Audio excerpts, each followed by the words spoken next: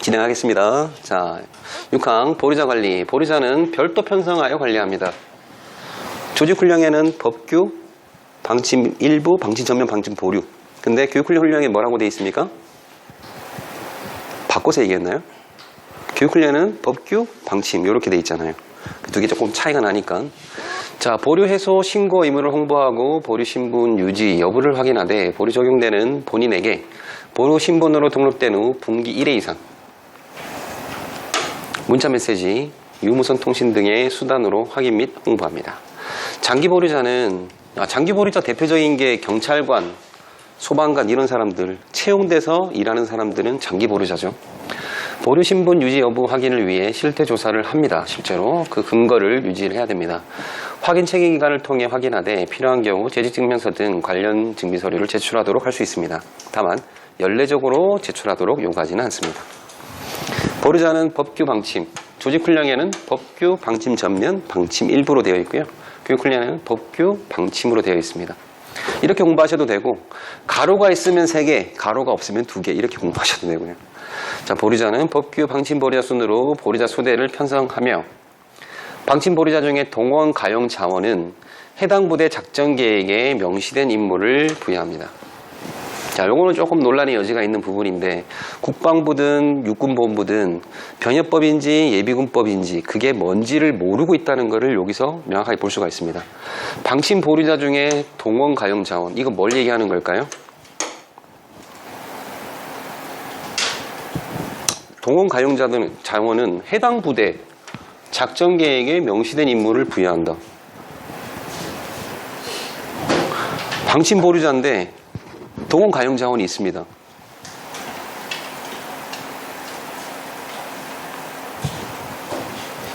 방침 일부의 동원 보류자가 아닌 사람들 얘기하는 겁니까? 방침 전면은 아닐 거잖아요. 이렇게 따지면. 법규 보류자? 당연히 없고요.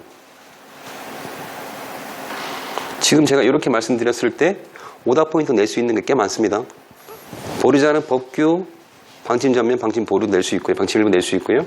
여기도 법규 및 방침으로 낼 수도 있고요. 방침 보류자. 자, 방침 일부인데 동원이 되는 사람들, 동원이 안 되는 사람들 있잖아요. 방침 보류자 중에서 동원 가용 자원.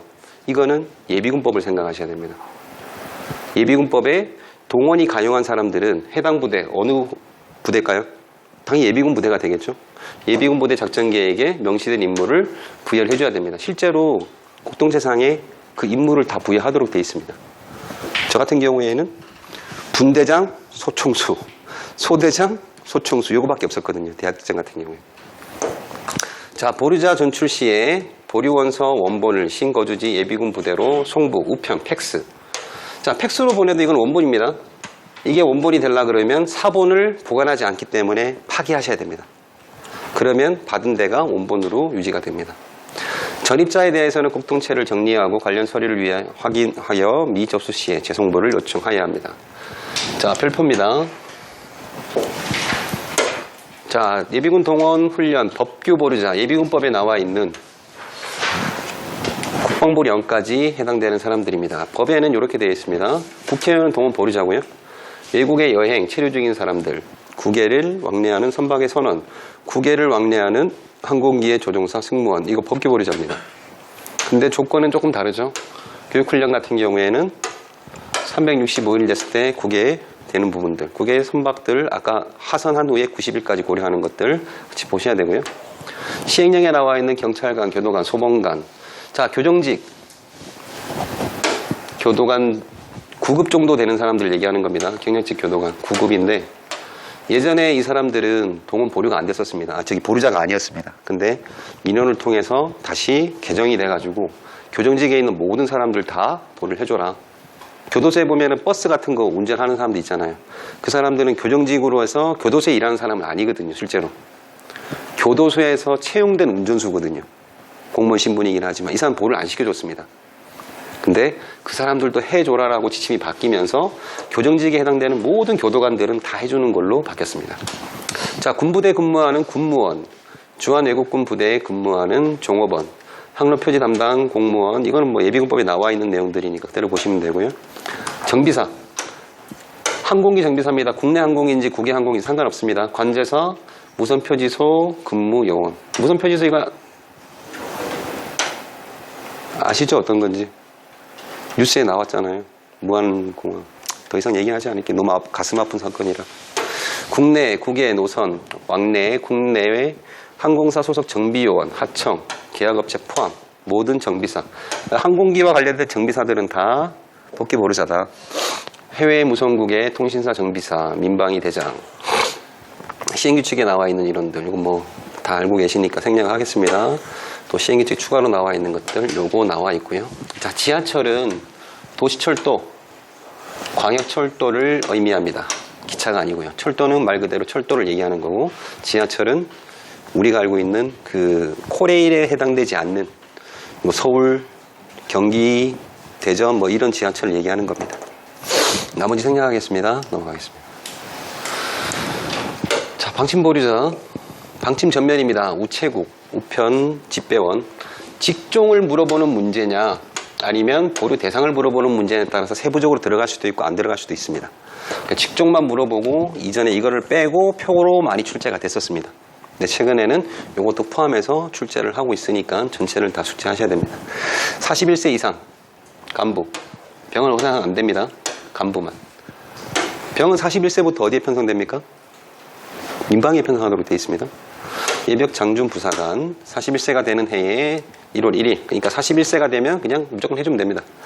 자, 대통령실. 정보사.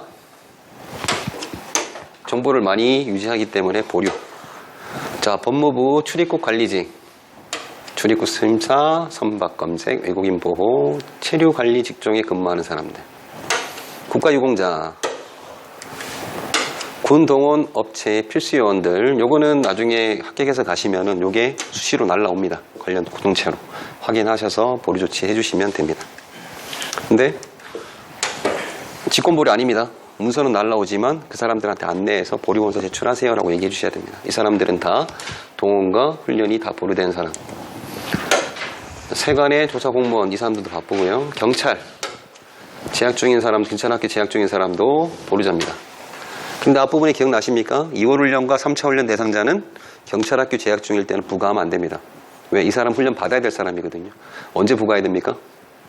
경찰관이 되고 나서 부과하셔야 돼요. 그리고 3차 훈련 무단불참하잖아요. 자원관리부대에 통보를 해서 경찰서에 당신 고발합니다라고 당신한테 알려줘야 돼요. 자, 보직, 질병, 심신장애, 구속수감자. 자, 수감 기간 동안에 보류자로 관리합니다. 근데 6개월 이상의 사회봉사 명령도 수감 기간으로 동일하게 봐준다는 겁니다. 그리고 가석방 기간은 6개월이 포함 안 됩니다. 이전에는 이렇게 돼 있던 훈령이었거든요. 거기에 가석방이 추가된 겁니다. 그런데 6개월 이상 사회봉사 명령 및 가석방으로 하다 보니까 6개월 이상의 가석방으로 착각하시는 분들이 있거든요. 아닙니다. 그냥 가석방만 추가된 겁니다. 개정사유가 그렇게 돼 있으니까. 기초생활수급자, 차상위 계층이면서 한부모 가족의 가장.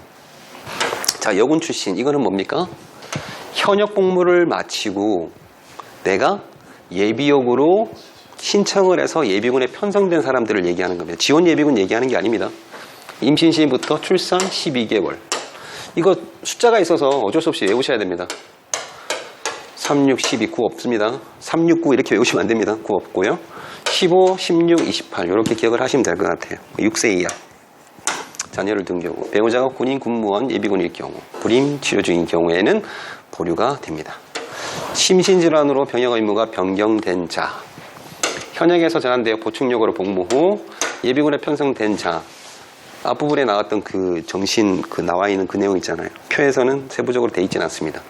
심신장애 1급부터 9급으로 전역한 간부, 병무청 심사, 신체검사 중에 정신과 관련 4급 판정을 받은 사실이 있는, 이 사람들이 4급 판정이기 때문에 원래는 부적합하고 상관이 없는 겁니다. 근데 정신과 관련해 4급 판정 받은 보충력으로 복무하고 나서 해소되더라도 예비군이 편성되거든요. 그러니까 여기에 나와 있는 정신 이상 복무를 하다가 현역 복무 부적합 처리된 사람하고 같은 규정으로 처리를 하겠다라고 넣어준 겁니다. 이거는 예비군 지휘관이 보류 조치를 해주는 게 아니고 지방변모청에서 보류 조치가 된 상태로 내려옵니다. 참고하십시오.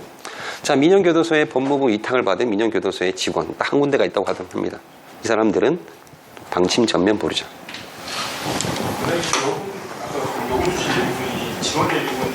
아닙니다. 지원 예비군 아닙니다. 네. 어떤 경우가 문제가? 우리 공부하고 있는 여군들. 현역 복무 마치고 예비역의 역종을 가지고 예비역의 역종을 가지면 정년까지 계속 예비군에 편성되잖아요. 그래서 여군 출신 예비군이라는 게 예비역의 역종을 가진 여군들 중에 예비군에 편성된 사람들. 그 얘기하는 겁니다. 자, 보류 직종 중에서 재난동원 기본훈련 대상자가 있고요. 어쨌든 방침일부 보류자는 재난동원 대상자가 되면 기본훈련만 받습니다. 재난동원이 아니면서도 기본훈련 받을 수 있는 사람도 있고요. 작게 훈련을 받는 대상자 중에는 재난동원 대상자는 없습니다. 그렇게 정리를 하시고 보시면 편하고요. 동원훈련 1형, 2형 이거 왜 놓는지 모르겠습니다. 어쨌든 많이 들으셨겠지만, 자, 동원과 기본훈련 대상자가 있고요. 기본 훈련만 받은 사람이 있고요. 작게 1회 대상자, 작게 2회 대상자가 있습니다. 자, 요거는 통상 사고가 발생할 수 있는 지역, 사고가 발생할 수 있는 관련된 직종에 있는 사람들은 동원 대상자이면서 기본 훈련을 받습니다. 그런데 기본 훈련만 받는 사람들은 스마트한 사람들, 대표적으로 교수, 학생. 네, 요거 얘기 안 하면 또 서운하시겠죠? 방공. 네. 작게 1회는 장비를 직접 조작하는 사람이라고 생각하시면 편할 것 같아요. 요거는 간접 또는 대체 요원들이 작게 2회를 받습니다. 하나씩 보면은 국립해양조사원 해상근무자, 당연히 지진조사라든가 뭐 이런 거 조사를 하잖아요. 이래서 사고가 날 수 있는 부분이기 때문에 동원 대상자이면서 기본훈련을 받습니다. 전파감시직 중요합니다. 이 시험에 나온다는 뜻은 아니고 전파감시 자체가 되게 중요한 겁니다. 중앙전파관리소, 전파관리소. 예를 들어서 GPS가 교란이 되면 항공 운행에 큰 문제가 발생하거든요. 실제로 북한에서 GPS 교란을 하다가 요즘도 안 한다고 하더라고요. 그래서 그런 걸 계속 감시하고 있는 사람들. 재난 기본훈련을 받습니다. 자, 광부, 채탄, 일반 강업소의 강부로서 갱내 종사자. 이 사람들도 사고 예전에 많이 났잖아요. 근데 간접 종사자들은 제외입니다. 직업훈련은 요것도 뭐 중대재해법 뭐 이렇게 많이 나오잖아요. 직업훈련생들도 실제로 사고가 많이 당합니다. 그래서 동원 대상 기본훈련. 국방과학 연구직과 기술직 이 사람들 실험 되게 많이 하거든요. 보령에 보면은 사격장 있습니다. 훈련장. 바다에 띄워놓고 미사일 쏘고 막 그러거든요. 저도 거기서 이제 천마 미사일 사격도 하고 그랬었는데 거기서 사고가 많이 나기 때문에 동원 기본훈련을 받습니다. 선박, 어선, 승선자 당연하죠. 근데 이것까지 시험에 나올까요? 이건 안 나올 것 같아요. 안 나올 것 같은데 어쨌든 25톤은 기억하시는 게 좋을 것 같습니다. 그런 게 있다 정도만 기억하시고요. 각급 학교 학생 같이 기억해 두시면 될 것 같습니다. 국방대학교도 포함입니다. 국방대학교도 학생으로 포함됩니다. 국방대학교는 직장 예비군이 없잖아요. 그래서 지역 예비군에 다니는 사람 중에 이렇게 편성되어 있는 사람도 고려해 주셔야 되고요. 산불 방지 헬기 운용 요원. 자, 이건 산림청 소속입니다. 산림청. 자, 소방청 소속의 헬기 운영은 누굽니까? 소방관입니다. 그 사람들 복귀 보류자입니다. 산림청은 방침 일부 보류자고요. 헬기를 직접 조종하는 승무원과 정비사 이 사람들은 동원에도 사고가 날 수 있기 때문에 동원 대상자이면서 기본훈련을 받습니다. 그런데 방송통신하는 사람들 같은 경우엔 제가 볼 때는 동원 대상자가 돼야 될 것 같은데 그건 아닌 것 같습니다. 이거는 대리근무, 교대근무를 하더라도 충분히 가능하기 때문에 그래서 동원 대상자는 아닙니다. 그래서 요건 잘 구분하셔야 됩니다.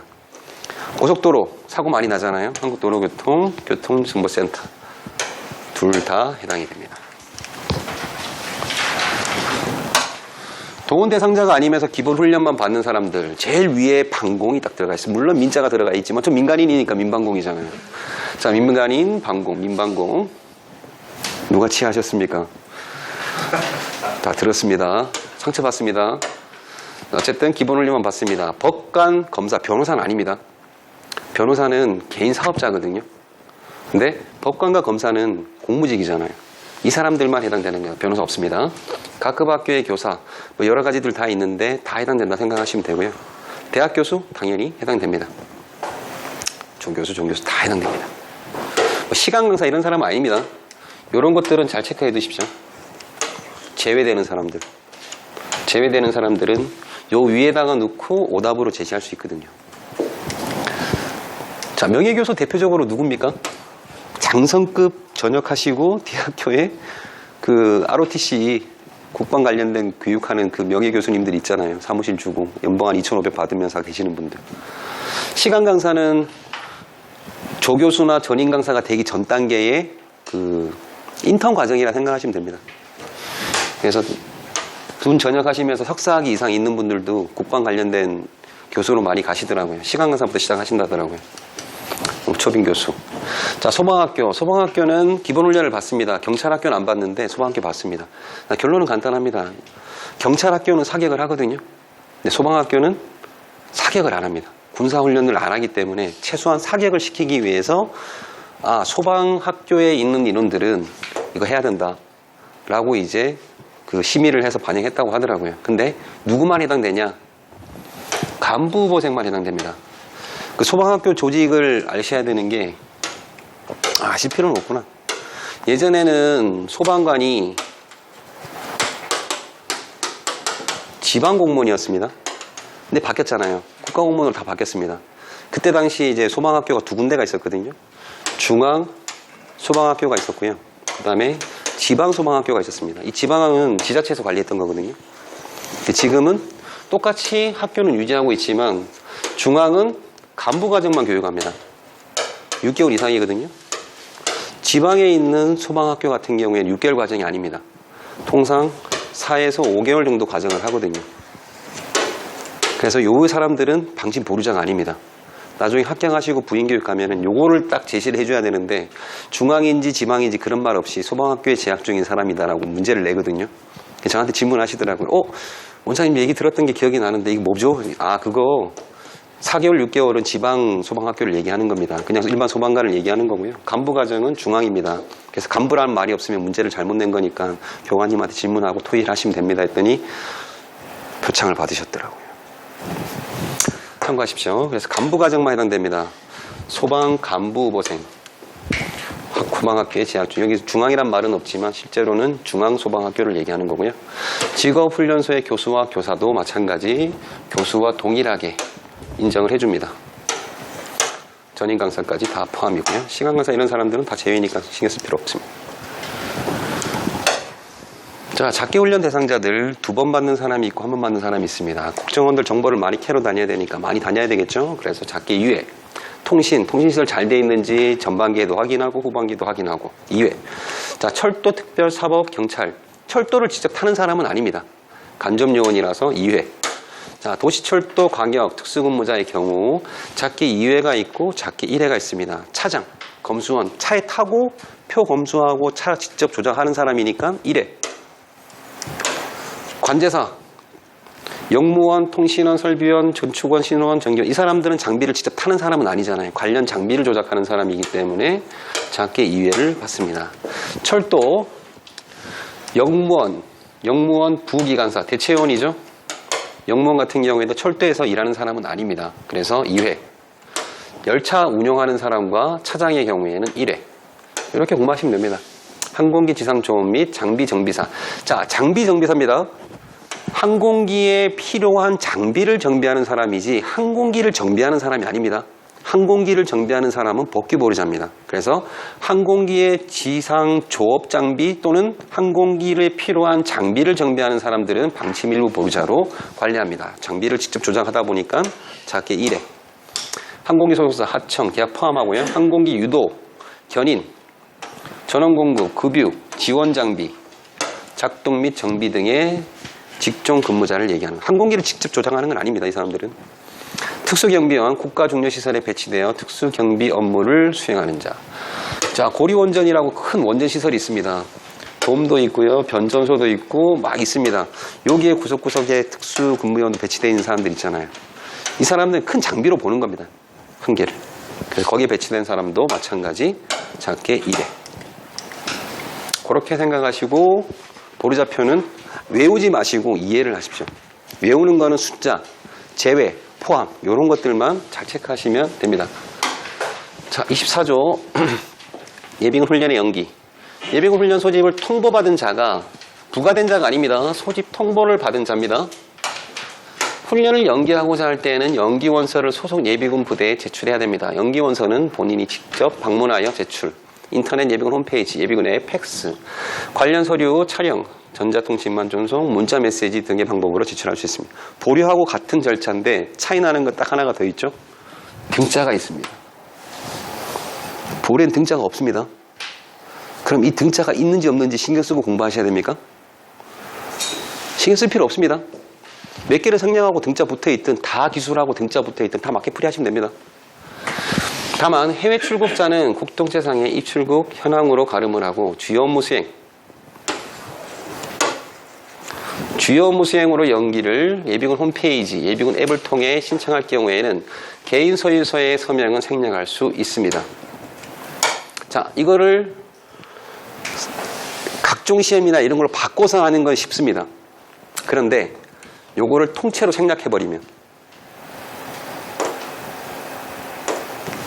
주요 업무 수행을 통째로 생략해버리면 자, 읽어보겠습니다. 다만 해외 출국자는 국동체 입출국 현황을 가름하고 기타 훈련을 연기를 예비군 홈페이지, 예비군 앱을 통해 신청할 경우에는 개인 사유서의 서명을 다 생략할 수 있다. 자연스럽잖아요. 그러면 이게 주요 업무 수행이라는 거를 체크를 할 수 있어야 됩니다. 어떻게 체크하실 겁니까? 개인 사유서가 있다는 걸 기억을 해두시면 됩니다. 개인 사유서가 첨부 문서잖아요. 거기에 서명을 생략할 수 있는 거는 개인 사유서가 첨부되는 연기 사유는 주요 업무 수행밖에 없다는 겁니다. 나머지는 개인 사유 첨부서가 안 들어갑니다. 개인 사유서가. 그래서 이게 있으니까 주요 업무 수행이 빠지면 틀렸구나. 다른 걸로 바꿔도 틀렸구나.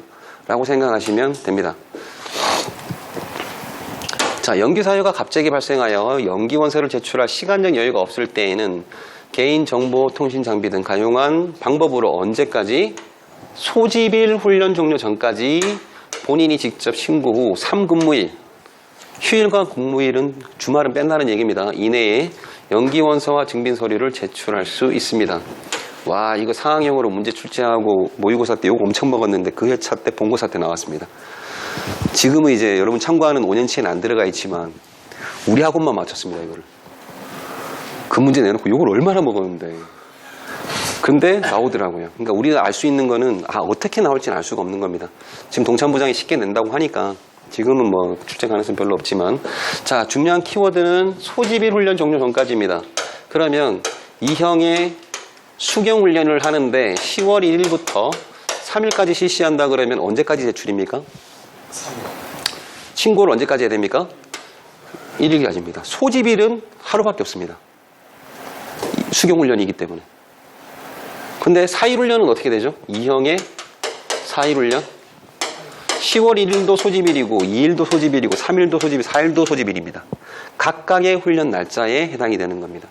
그래서 동원훈련 2형의 연기 사유는 그 날짜별로 연기 사유를 다 제출해야 됩니다. 근데 요거는 한 번만 제출하면 됩니다. 한 번만. 그래서 소집일 훈련 종료 전까지 본신검하고 3근무일 이런 거였죠. 본고사 때 나왔던 게.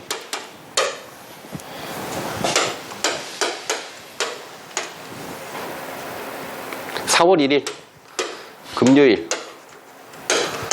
이렇게 상황이 만들어졌습니다. 어쨌든 금요일이었고 기본훈련 급하게 생겨가지고 4월 1일 날 훈련 종료 전까지 전화를 하고 언제까지 제출해야 됩니까? 토공은 제외였으니까 근무일만 따지면 월화수가 돼야 되잖아요.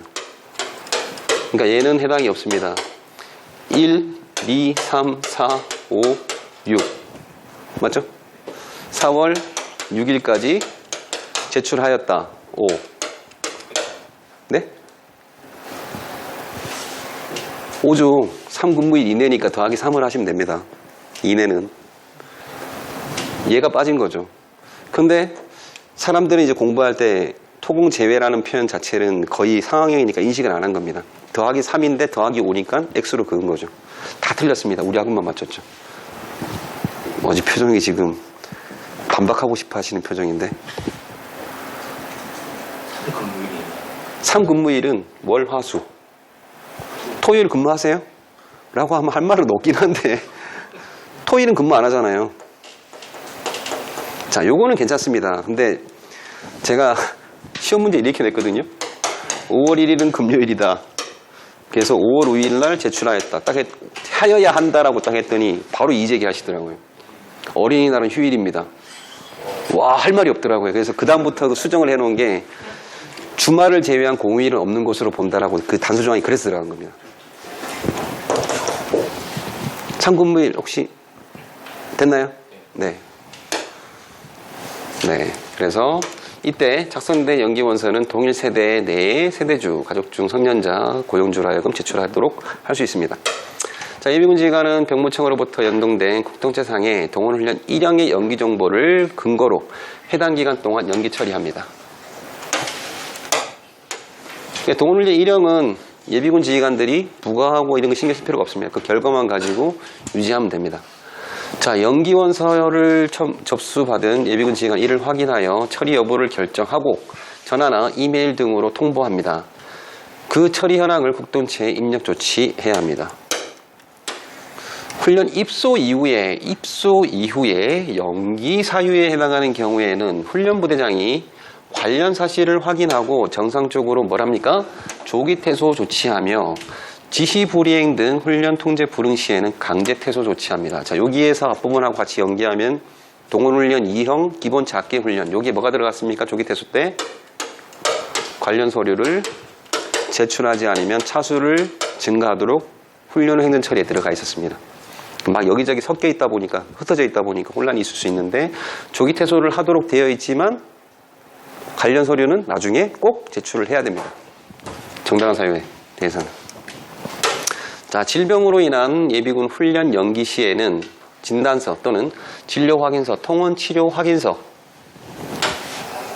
제출을 통해 질병으로 인해 계획된 예비군 훈련에 참석할 수 없음을 입증해야 하며 진단서와 진료 확인서, 통원 치료 확인서 제출 방법에 대해서는 다음 각호를 적용합니다. 자, 진료 확인서하고 통원 치료 확인서하고 차이가 뭡니까? 진료 확인서하고 통원 치료 확인서하고 목이 아픈 것 같아. 나 병원 갔다 올게. 진료 확인. 오늘 갔습니다. 당신은 입원할 정도는 아니고요. 다음 주 월요일에도 오시고 수요일에도 오셔서 통원 치료 받으세요. 다음 주 월요일에 가면 뭐가 됩니까? 통원 치료. 그렇게 이해하시면 됩니다. 계획되어 있는 치료라는 거죠. 치료 방법에 대해서는 다음 각호를 적용합니다. 진단서 또는 진료 확인서, 통원 치료 확인서를 제출하여 증명할 수 있으나 진료 확인서, 통원 치료 확인서의 경우에는 2회 연속해서 제출할 수가 없습니다. 자, 이거는 이렇게 보셔야 됩니다. 병 5년차 기본 작게 받은 대상이고요. 3년차 병이라 그러면 육군 병이라 그러면 동원 2형 1, 2, 3, 4일차 대상이 될 겁니다. 그런데 내가 오늘 1일날 훈련을 진료 확인서를 제출해서 연기를 했습니다. 그럼 2일날 제출이 가능합니까?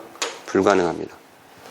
둘째 날 혹시나 질병을 하고 싶으면 진단서를 제출해야만 2회 연속으로 되는 겁니다. 자, 이 2회 연속은 같은 훈련 종류에만 포함되는 건 아닙니다. 기본 훈련을 진료 확인서로 제출했습니다. 근데 다음 훈련이 작기 훈련입니다. 여기도 진료 확인서를 제출했습니다. 2회 연속이죠. 이것도 안 됩니다. 이게 안 되는 겁니다. 실제로 이게 생긴 이유는 이것 때문인데, 이것 때문에 생겼는데 저 훈련이 생기면서 다 적용이 된 겁니다.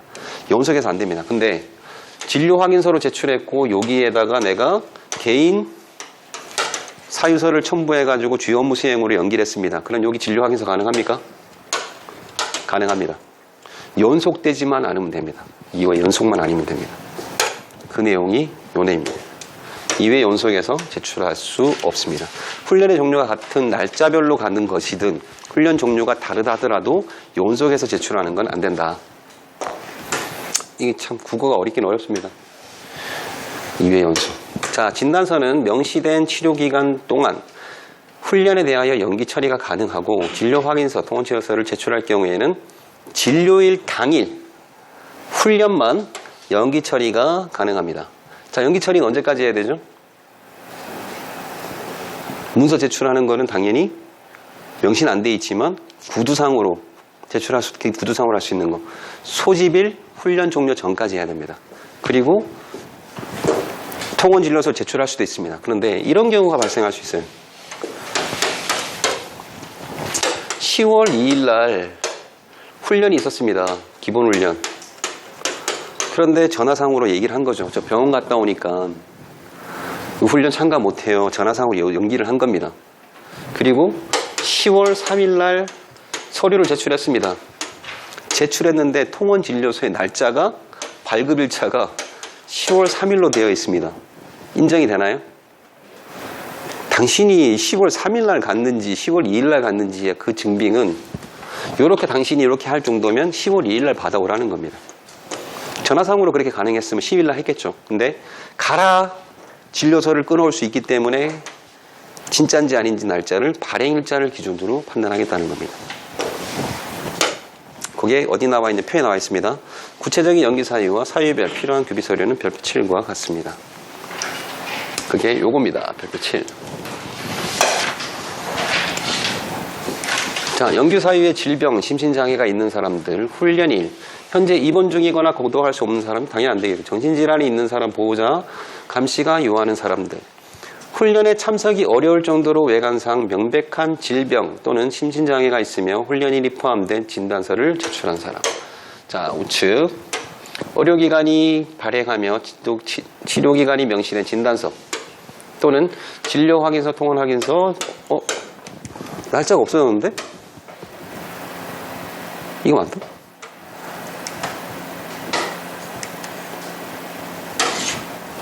진료 확인서는 그 날짜가 있어야 된다라고 돼 있던 게 있었던 것 같은데 없어졌나요?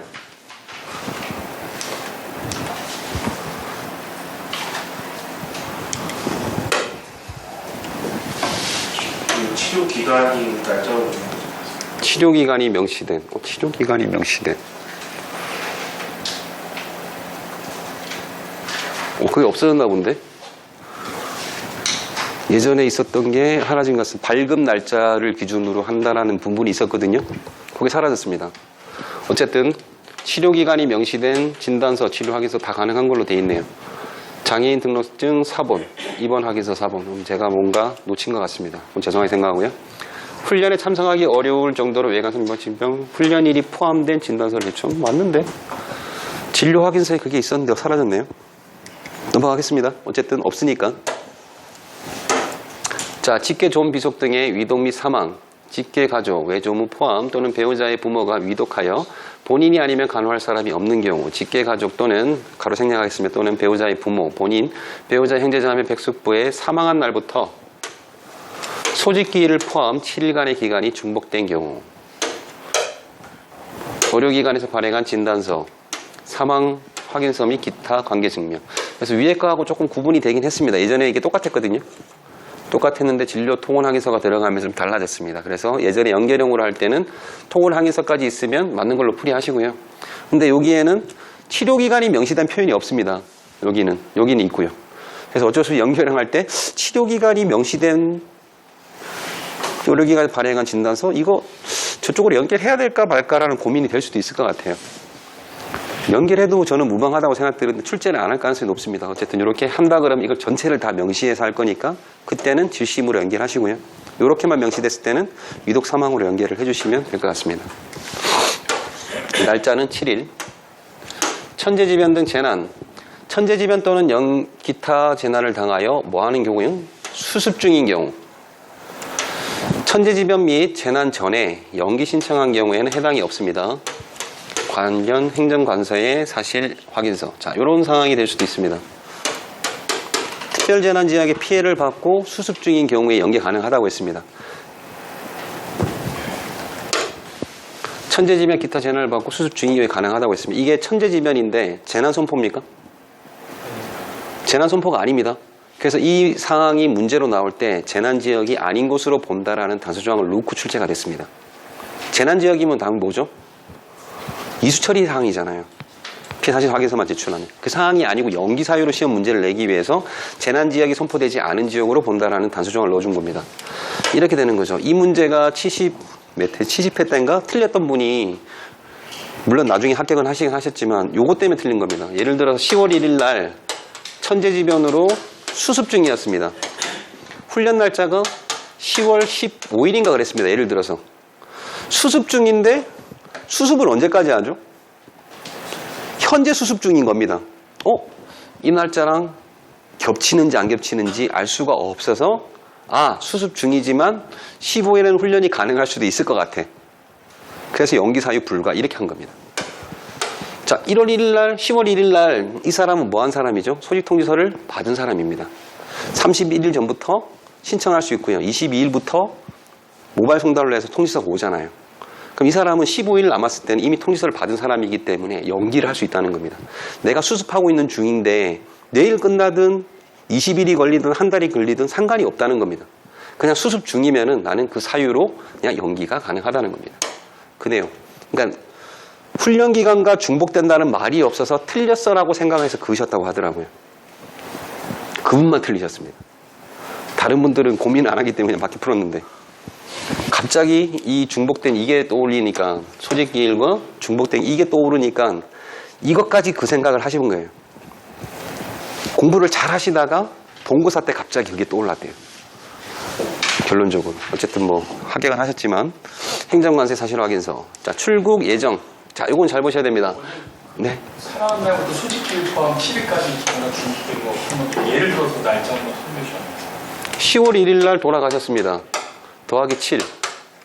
그러면 10월 8일까지 10월 1일부터 10월 8일까지 그 사이에 훈련이 있는 것들은 연기가 가능한 거죠.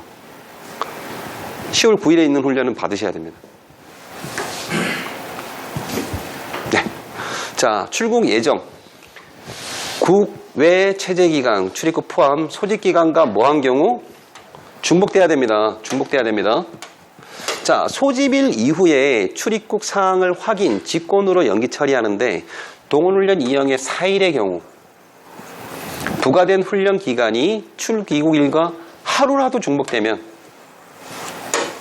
정기간을 연기 처리하고 재부과합니다. 예전에 이게 없어가지고 혼란을 많이 줬었거든요.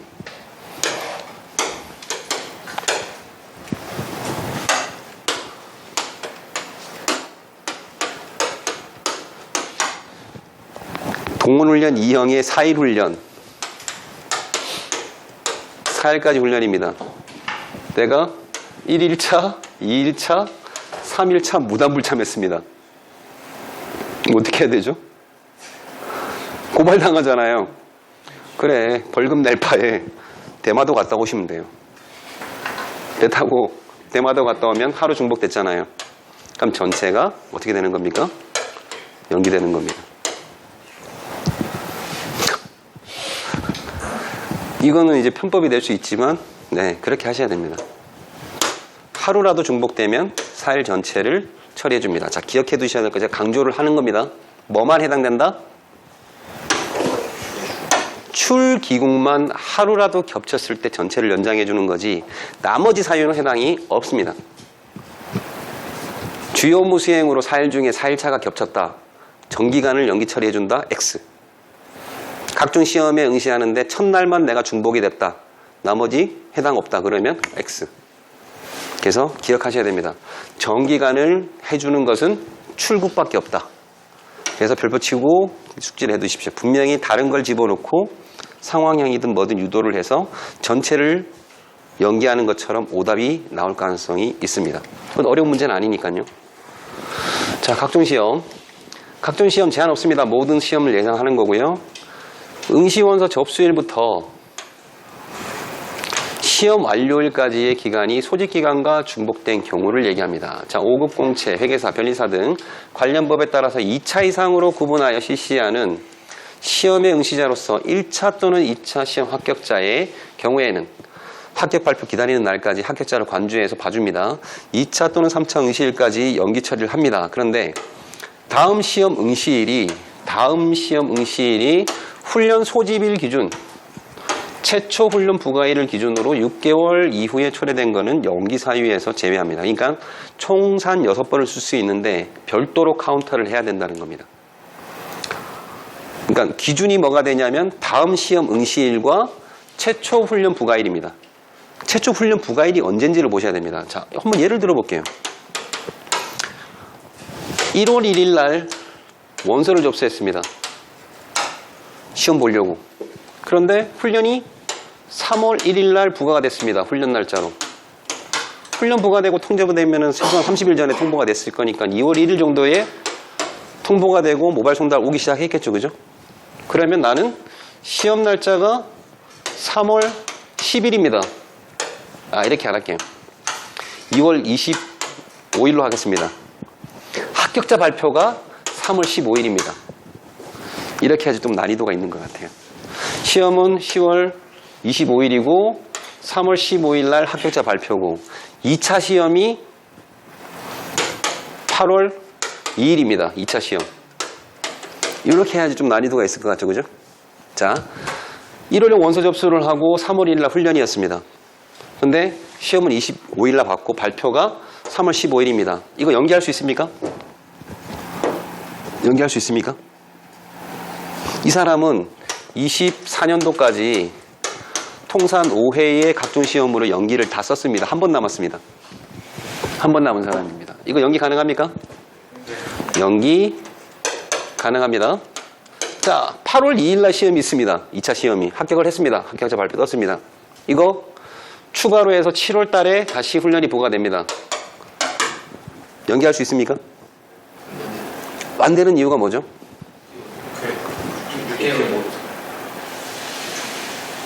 6회? 그럼 이게 8월 2일이 아니고 7월 1일이면 가능합니까?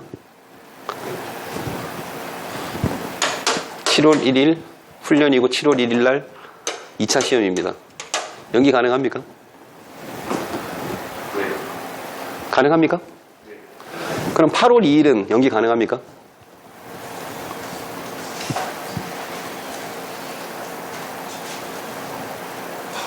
안 됩니다. 자, 이거는 되고 요건 안 됩니다. 이유가 뭐죠? 10월 1일은 6개월 미만일 때 어떤 날을 기준으로? 최초 3월 1일 날 훈련. 맞습니다. 3월 1일 기준으로 6개월 이내에 있는 훈련이기 때문에 요거는 연기 가능합니다. 2차 시험이. 2차 시험이 요 날짜 기준으로 6개월 이내이기 때문에 가능합니다. 근데 이거는 뭐죠? 최초 부과된 훈련보다 2개월 이후에 있는 2차 시험이기 때문에 안 되는 겁니다. 원문 다시 보겠습니다. 시험 응시일이 두 번째 또는 세 번째가 되겠죠? 그 시험 응시일이 최초 부과된 훈련일을 기준으로 6개월 이후에 있는 거는 별도로 카운터가 필요한 겁니다. 그래서 각종 시험으로 응시가 이미 5번 썼고 6번째 썼기 때문에 추가 연기가 불가능한 겁니다. 그래서 기준을 잡을 때 내가 이 날짜를 기준으로 생각을 해버리면 7월 1일 틀린 거거든요. 6개월 초과해버리니까. 그게 아니란 겁니다. 요 날짜를 기준으로 하기 때문에 요거는 가능한 거고요. 요거는 불가능한 겁니다. 그 기준이 되는 게 최초에 부과된 훈련을 연기했던 그 날짜를 기준으로 생각하는 겁니다. 자, 그런데 3월 1일 날 기본 훈련이 있었고 4월 2일 날 작게 훈련이 있었습니다. 5번 다 쓴 사람입니다. 요거 연기하고 요거 연기 가능합니까? 시험이 7월 1일 날 있을 때. 기본 훈련 연기는 했어요. 한 번은. 두 번째 작게 훈련 연기 가능합니까? 안 되는 이유가 뭐죠? 훈련 유형이 달라서 원문에 훈련 유형이 다를 경우 각각 차감한다라고 되어 있는 이 문구 때문에 그렇습니다. 그래서 최초 부과된 훈련 기준으로 다음 회차에 시험이 있을 때까지 6개월인지 따지는 겁니다. 내가 원서 접수한 날고 합격 발표하고 그 뒤로 6개월이 아닙니다. 최초 부과된 훈련부터 다음 회차 시험이 6개월인지를 따지셔야 되고요. 그리고 훈련 종류가 같아야 됩니다. 같아야 됩니다. 그런데 여기에 기본 훈련을 연기했습니다. 근데 두 번째 부과된 훈련이 전년도에 2월 된 기본 훈련이라 그러면 연기 가능합니까? 연도 2월 훈련, 기본 훈련이면. 우리는 다른 거, 일단 시험 문제는 안 나옵니다. 걱정하지 마시고요. 고민할 게 없는 게 뭐만 보면 됩니까? 훈련 예만 보는 겁니다. 해당 연도인지 2월 훈련인지 그런 말이 없어요. 만약에 2월 훈련은 제외한다 그랬으면 2월 훈련은 제외라고 써줬어야 되는 거죠.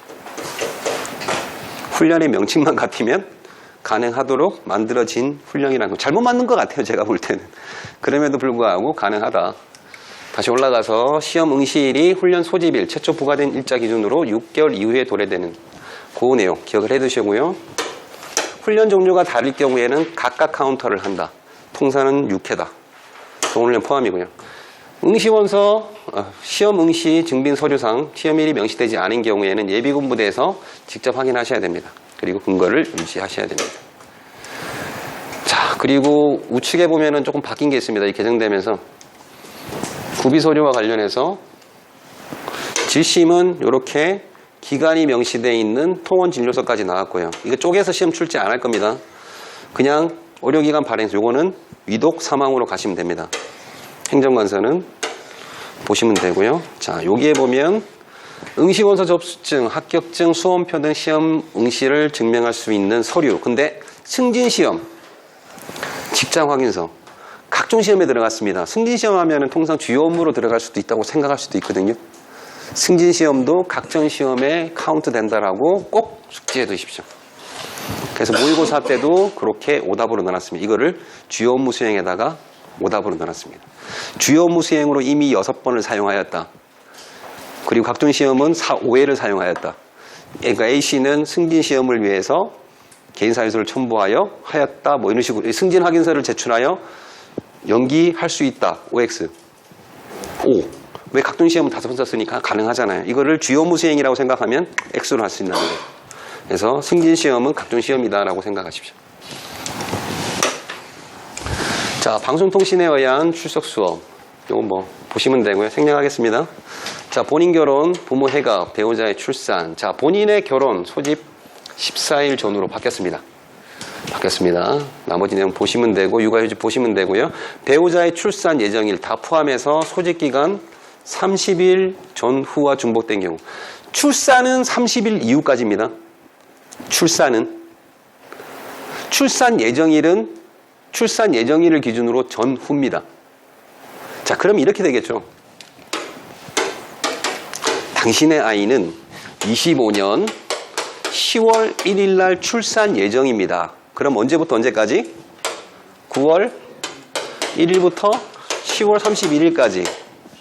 그죠? 요 기간에 있는 훈련 연계 가능하죠. 10월 1일 날 출산하기로 돼 있는데 얘가 안 나오네. 계속 뜸들였어. 그래서 10월 31일 날 출산했습니다. 그러면 여기서부터 다시 30일이 되는 겁니다. 출산 예정이 한 칸에 들어가 있다고 해서 한 번만 된다고 생각하지 마십시오. 출산이 됐을 때 30일입니다. 그리고 출산 예정일의 경우에는 전후 30일입니다. 출산을 안 했는데 출산 30일 전이 나올 수가 없잖아요. 전은 예정일의 전인 거고요. 그래서 출산 관련해서 늦게 나오면 실제로 더 많은 기간을 연기할 수도 있게 되는 상황이 될 수도 있습니다. 그 예가 좀 전에 들었던 요 예입니다. 출산 예정일을 기준으로 전후 30일. 출산을 했다 그러면 리셋. 다시 30일. 생각하시면 됩니다. 자, 주요 업무 수행. 교육기간 3일 이상 합숙. 소집기간 1일 전후 포함. 총 7일이 되겠죠, 그러면? 소집기간과 중복된 경우. 국내 회의, 연구발표 회의, 회의기간이 소집기간 중복된 경우. 대체 불가능한 업무 수행, 납품기일, 임박, 계약, 바이어, 상담 등. 국제경기, 국제근무. 이거 경기도 이제 주요 업무 수행으로 들어와 버렸습니다. 대참가하는 사람, 확정된 사람은 합숙 훈련 시부터 대종료 시까지 훈련 소집 기간과 중복된 경우. 그래서 요것도 위의 날짜랑 조금 구분하셔야 됩니다. 합숙훈련이고요. 이것도 합숙교육입니다. 이거는 합숙훈련이고 이건 교육입니다. 몸으로 때우는 거는 일일 전후가 없습니다. 솔직히 공부가 힘듭니까? 운동이 힘듭니까? 공부가 힘듭니다. 뭐 운동은 그냥 하면 돼요. 생각 안 하고 하면 되잖아요. 근데 공부는 계속 해야 되잖아요. 그래서 하루를 더 주는 거고요. 그냥 훈련하는 거는 몸으로 때우는 거니까 일일 전후가 없습니다. 대신에 대종료시까지라고 넣어준 겁니다. 그렇게 공부하세요. 솔직히 공부가 더 좋아요? 공부가 다 안 힘듭니까? 공부가 더 힘든 겁니다. 힘들어도 지금 하고 있는 거잖아요. 자, 예비군 편성기간 통상 6회고요. 연소 때 주연무 수행기간 중에 훈련 유형이 다를 경우에는 각각 차감하도록 되어 있습니다. 요거는 각종 시험하고 동일합니다. 자, 관련 서류는 교육 확인서, 그리고 개인 사유서 앞부분에 보였었죠? 본문에 나와 있는 들 주요 업무 수행에 따른 연기의 경우에는 개인 사유서의 서명을 생략할 수 있다. 몰라 할 경우에 예비군 앱을 할 경우에는 생략할 수 있다. 그래서 개인 사유서니까 당연히 그건 주요 업무 수행이 될 수밖에 없는 거고요. 나머지 내용들 보시면 되고요. 자, 농업 종사자, 축산, 임업 포함, 농어민 후계자, 막대한 지장이 있는 농번기, 성어기 등을 고려해서 연 2회 연기가 가능합니다. 자, 농어민 후계자 증명서, 농지, 대장, 원부, 어업 증명서 등 그 사실을 입증할 수 있는 서류 제출하면 되고요. 대체협 편입 신청자와 군 동원업체 필수 요원의 심사 대상자가 있습니다. 자, 이 경우에는 연기를 합니다. 대체요원 같은 경우에는 대체요원 편입 신청자의 훈련 소집일자가 대체역의 접수일부터 결장이 나는 날 그 사이에 중복이 되어 있으면 연기하면 됩니다. 대체역으로 최종 편입이 되면 어떻게 됩니까? 예비군에 빠져버리거든요. 그래서 연기를 합니다. 병무청 접수증이고요.